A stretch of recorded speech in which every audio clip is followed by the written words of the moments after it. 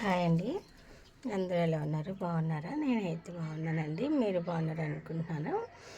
ఈరోజైతే చేపలు కర్రీ చేద్దాం అనుకున్నాండి. ఈరోజు తీసుకొచ్చారు, వాళ్ళే చేసేసి క్లీన్ చేసి ఇస్తారు. కాకపోతే ఏంటంటే మనం ఇంటికి వచ్చి కొంచెం ఉప్పు వేసి కడుక్కోవాలి కదండి. కొద్దిగా ఉప్పు వేసి చాలా నీట్గా అయితే చేస్తారు. మొక్కలు కూడా చాలా నీట్గా కట్ చేస్తారనమాట. మనకి ఎంత పర్ఫెక్ట్గా కట్ చేయడం రాదు కదా, అందుకని చేయించుకొచ్చేసి ఇప్పుడు ఉప్పేసి క్లీన్ చేసేసిన తర్వాత మళ్ళీ మీకు చూపిస్తానండి.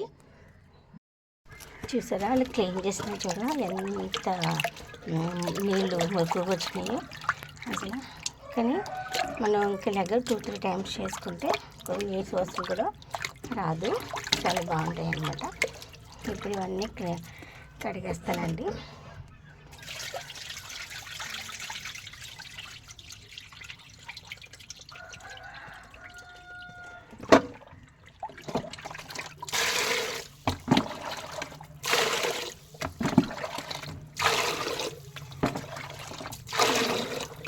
ఇలాగ 2-3 టైమ్స్ చేసేసిన తర్వాత అంటే అందులో క్లీన్ చేసినప్పుడు మనం చేస్తే ఎంత మురికిగా వచ్చిందో వాటర్ చూపిద్దామని అయితే తీసానండి. చూసారా, కడిగి ఇప్పుడు అందులో వేస్తున్నాను. నేను బయట కడుగుతున్నాను కదండి, కొంచెం ఎండగా ఉంది, అందుకే క్లారిటీ అయితే లేదు. అంటే ఈరోజు ఎందుకంటే రేపటి నుంచి లెంట్ డేస్ అండి, నీస్ తిండ్రు ఈరోజు తీసుకొచ్చారనమాట. ఇంకా చూసారా, ఇంకా అలా చేసి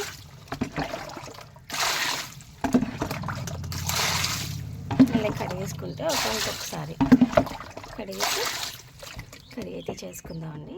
ప్రాసెస్ అయితే తర్వాత చూపిస్తాను.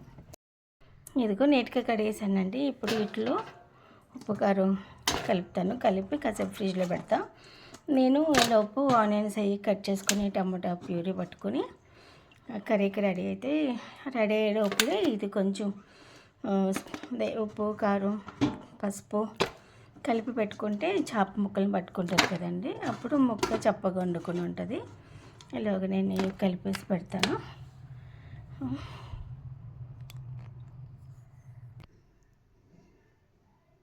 సరే, ఈ చేపలకి సరిపడే ఇంకో కారం, తర్వాత పసుపు,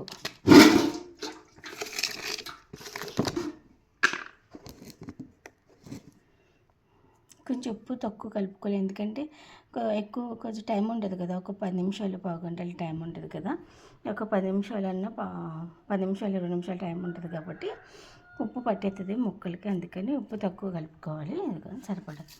అప్పుడు ఇవన్నీ కలిపేసి పక్కన పెట్టుకుందాం. కలిపి ఇప్పుడు ఉప్పు గారి పట్టించా కదండి, ఇప్పుడు 10 నిమిషాలు ఫ్రిడ్జ్లో పెడదాం. దీని సరిపడా పులుపుకి సరిపడా చింతపండు నానబెట్టుకున్నానండి. ఇప్పుడు నానబెట్టుకుంటే నానిపోయి ఉంటుంది కదా, నేను కర్రీకి రెడీ అయ్యేసరికి అందుకే ఇప్పుడే నానబెట్టేసుకున్నాను. ఆనియన్స్ పచ్చిమిర్చి కట్ చేశానండి. ఇప్పుడు ఆయిల్ పెట్టుకుందాం. ఇదిగోండి, ఇది డేక్షా బాగా కాగింది కదా, ఇప్పుడు ఆయిల్ వేసుకుందాం.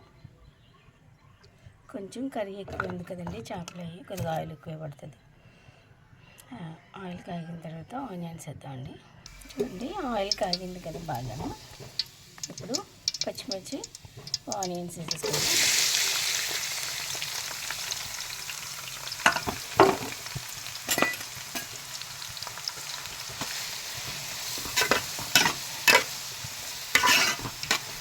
ఇంకా బాగా మగ్గిద్దామండి.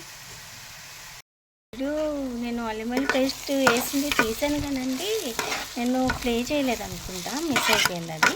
ఇదిగో చూడండి, ఆనియన్స్ బాగా మగ్గినాయి కదా, దీనికి సరిపడే అల్లం వెల్లుల్లి పేస్ట్ వేసాను. ఇది కొంచెంసేపు మగ్గిన తర్వాత దీంట్లో టమాటా కాసేపు పచ్చివాసన పోయే వరకు ఉంచుదాం.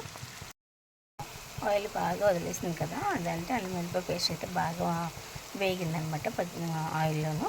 ఇప్పుడు 3 కేజీలకి 3 కేజీల చేపలు అండి, దానికి సరిపడే కారం.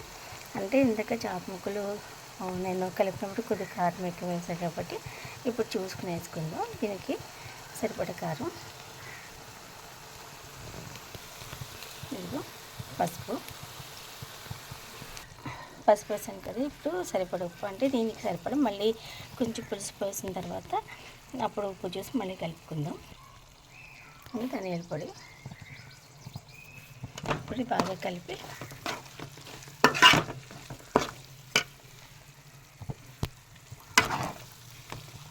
కాసేపు ఉడికించి ఆయిల్లో కారాన్ని ఈ మసాలాన్ని కాసేపు వేయించిన తర్వాత దీంట్లో ప్యూరీ వేసుకుందాం.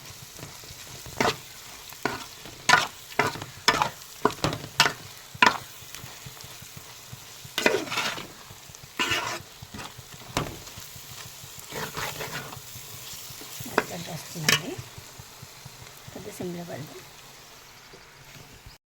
ఇదిగోండి, బాగా మసాలా అయితే నూనెలో బాగా మగ్గింది కదా. ఇప్పుడు అల్లం వెల్లిపాయ వచ్చి టమాటా ప్యూరీ వేద్దామండి. ఇదిగోండి టమాటా ప్యూరీ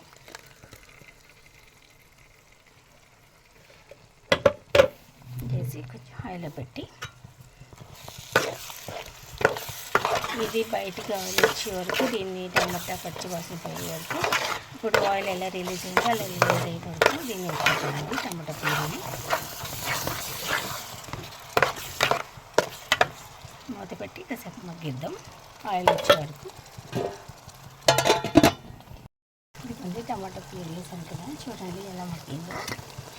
చూడండి ఆయిల్ బయట వేసుకుంటాను. ఇప్పుడు దీంట్లో సరిపడా పులుసు పోసుకుందాం.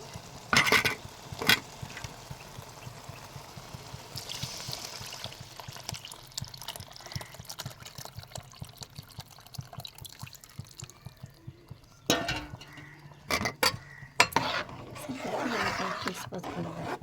ఇది కొంచెం మరిగిన తర్వాత బబుల్స్ వస్తాయి కదా, మరుగుతుంది కదా పులుసు. మరిగిన తర్వాత ఉప్పు చూసి అప్పుడు చాప ముక్కలు వేసుకుందాం.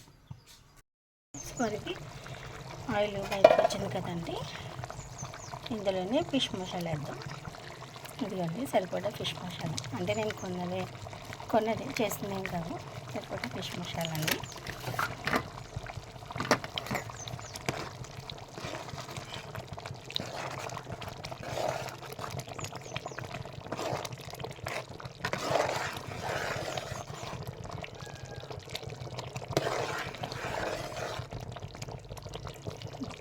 ఇందులోనే చేప ముక్కలు వేద్దామండి.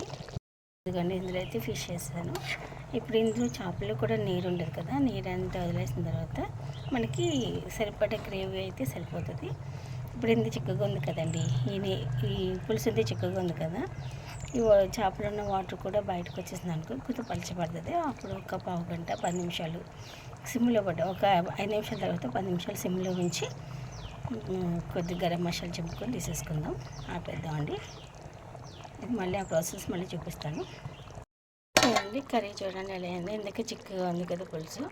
ఇప్పుడు వాటర్లో చేపల వాటర్ రిలీజ్ అయ్యింది కదా, చూడండి ఎలా ఉడికిందో. దీన్ని ఇప్పుడు కొంచెం గరం మసాలా చింపుకొని కొద్దిగా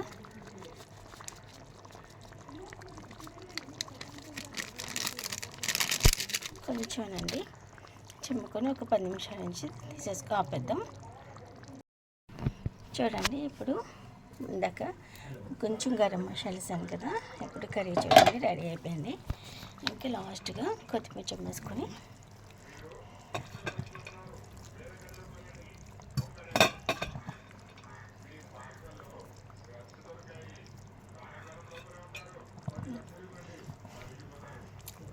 ఆపేసుకుందామండి.